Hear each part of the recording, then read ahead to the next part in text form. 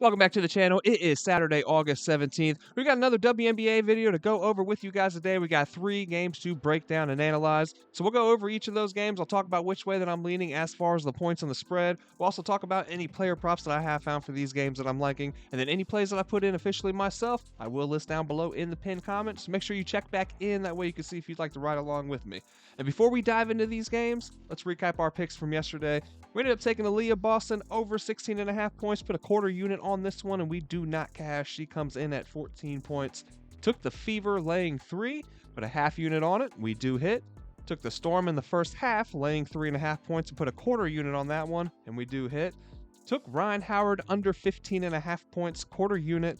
Man, she finishes with 30, not even close. Took the Wings plus 6.5. They get smoked by the sun, man. Not even close. Put a half unit on that one. And took Arike Agubawale over 8.5 rebounds plus assist.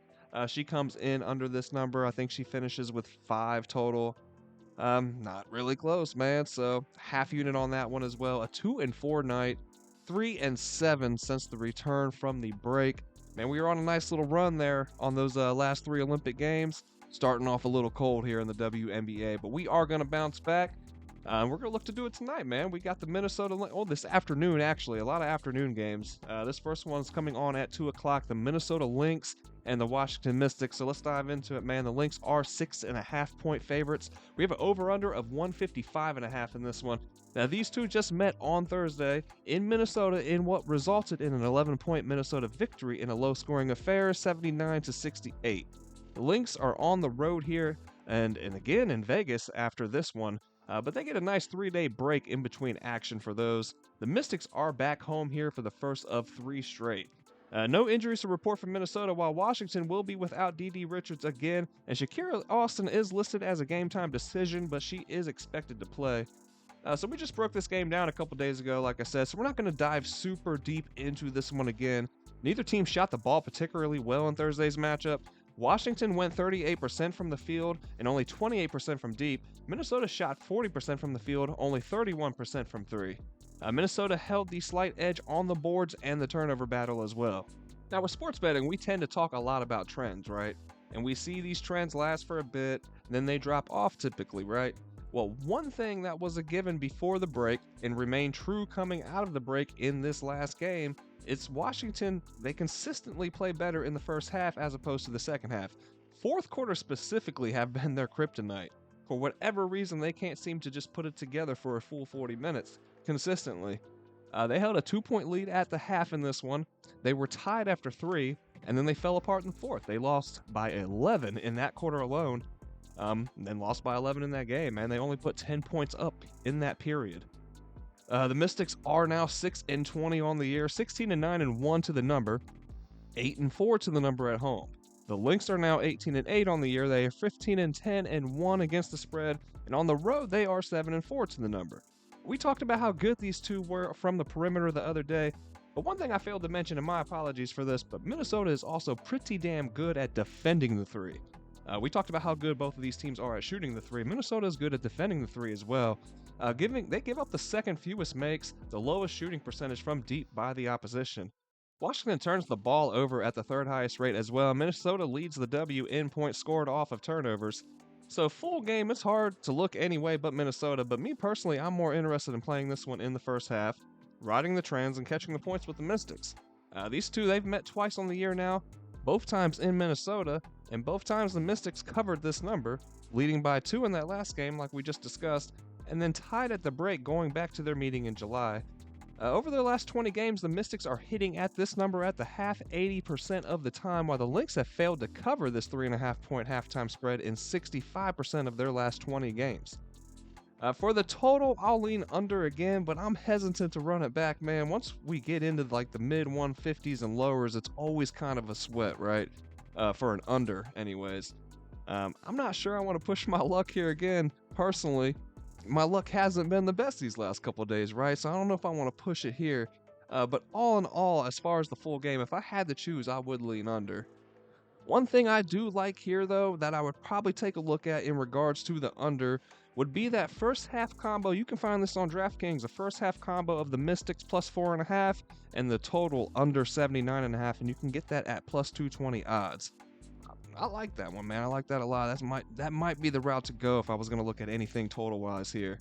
So a player prop I would be looking at in this game would be Courtney Williams, her rebounds under 4.5. And we look at her in her last 5 games, she's hitting this at a 100% rate, right? Look at her in her last 10, she's hitting this at an 80% rate. And then awesome, Outlier, they always got these cool insights. All right, we click into this one here. Courtney Williams has failed to exceed that 4.5 rebound mark in 6 of her last 7 games on the road as well. All right, and our second game is the Liberty versus the Aces. The Aces are laying 2.5 in this one with an over-under sitting at 173.5. Here we go, man. This is the game of the day between last year's WNBA finalists. We got the New York Liberty traveling to Vegas to take on the Aces. The Liberty are a league best 22-4, while the Aces are 16-8. Benaje Laney Hamilton is out in this one. She's expected to miss these next coming 2 weeks post-Olympic play. Now, situationally, this does feel like Vegas comes in to this one in the better spot. This will be their first game since the break and at home, while the Liberty will be playing their second game in 3 days, both of them on the road. Much has been said about the Aces over the year, man, and I get it. They had a pretty rough stretch, at least for, by their standards anyways, But the thing is, I do feel it's been overblown, and even by myself, man, because when you really look at it, they had a bad 5-game stretch. That's really all it was. They went 1-4 for a bad 5-game stretch. But before that, they had started 4-1, and since that little 5-game stretch, they've gone 11-3. I mean, this is a damn good team. They've won back-to-back championships, man. This team is stacked full of talent. Kelsey Plum, Jackie Young, Chelsea Gray, and Asia Wilson. She still plays for them as well. All 4 of them were on the Olympic team. I'd say 3 of the 4 had a really solid outing there as well. Chelsea Gray being that one that, New York might boast a deeper unit still, though. Jonquel Jones, Dewey, Unescu, they lead the way for the Liberty, and the talent just goes on and on and on with this team. Vandersloot, Kayla Thornton, Nayara Sabali, Kennedy Burke, the list just goes on and on. These are the 2 highest scoring, best shooting teams in the W, right? They rank first and second in both points per game and field goal percentage. The Liberty are making the most threes per game, and both teams make more threes from the corner than any other team in the W, so we know that these 2 can put up points in bunches, but the difference here is on the defensive side of things. The Liberty hold their opponents to the 4th lowest shooting percentage from deep. The Aces give up the 2nd highest. New York is making the 2nd most above the break threes, while Vegas is allowing the 2nd most. So I like New York with the points here, but it's hard to fade these Aces, especially from the play that we saw from them, from their Olympians, man. Save may be great, like I said, she had a wildly inconsistent Olympic Games, but this Liberty depth, they have that depth to outlast this Vegas core, and if we look at them with 2.5 points that they're getting in this game, right, they're hitting at an 81% rate on the entire year. The Aces are only covering at this number 67% of the time on the season. This total is tricky with the power of these offenses, but I think I gotta lean under here, man.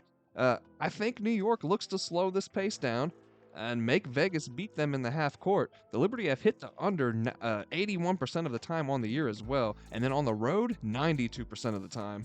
So I think their defense dictates this game, and I think they control the pace and the tempo. Let's jump back over here to Outlier, and if you guys aren't familiar with Outlier, make sure you jump down into that description down below. There's going to be a link that you will find where you can get a free 7-day trial to try this out, and I bet you by the end of that 7-day trial, man, you're going to want to stick around because it is that great of a tool. But anyways, guys, let's check this out here. We got Chelsea Gray, her rebounds plus assists under 8.5, and we can get this at plus money right now. Over the course of the season, now she's only played 12 games. She had that foot injury that she just recently returned from shortly before the break. But she's played 12 games so far, and she's hit this at a 75% rate.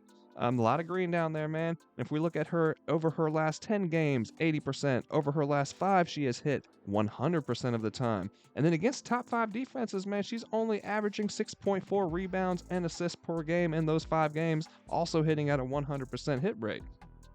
New York is ranked 3rd in rebounds allowed, and then 4th in assists allowed. But one thing to note here is that while they hold guards to the 3rd fewest assists on the year, they are giving up the most rebounds So that is something to take note of when we're looking at this bet right here.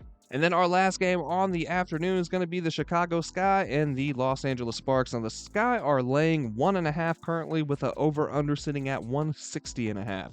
The Sky are coming off of that 20-point defeat to Phoenix at home, and they are now on the road for the first of 3 games. The Sparks were crushed by the Liberty yesterday at home. They will head out on a 4-game road trip after this one at home. So situationally, we do have the Sparks on a back-to-back. Kennedy Carter of Chicago did miss the last game for the Sky. She was out with COVID, and she has been their leading scorer on the year. There's rumblings that she traveled with the team, however, and if she plays, I think you can make an argument to take the Sky here, right? But with this line set where it is, with the Sparks on the back-to-back, I don't know, man. I think the books know something about Carter, and they think she's not suiting up personally, which leads me to want to stay away from this one altogether, just being completely real with you. The Sky without Carter lack any kind of real scoring threat. Backup guard Dana Evans was the leading scorer against the Mercury. She only had 14 points in that game. Reese has been a force through her rookie campaign, sure, but she's not a scorer, man. And it kills me when people knock her for that, for the record, man. I just gotta say, she's a monster. And anyone that can't see that is not seeing things clearly.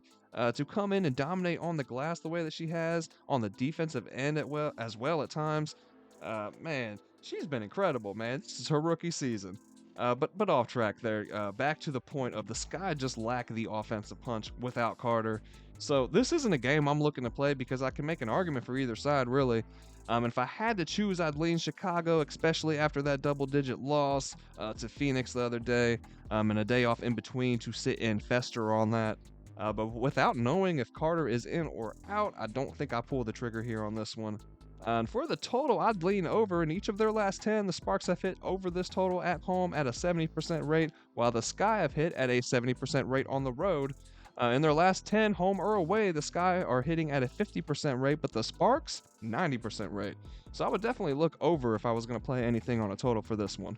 I'm not seeing any player props here that I'm liking for this game, so that is going to wrap it up here for another episode. I hope you guys liked the video today. If you found the content helpful or useful in any kind of way, please do not forget to smash the like button down below and hit subscribe if you have not already. That way you do not miss out on any of the content that we are dropping here daily. That's going to wrap it up, man. I hope we have a great day today and kick this weekend off on the right foot and get back on the right side of things, man. Let's cash today, and I will see you guys on the next video.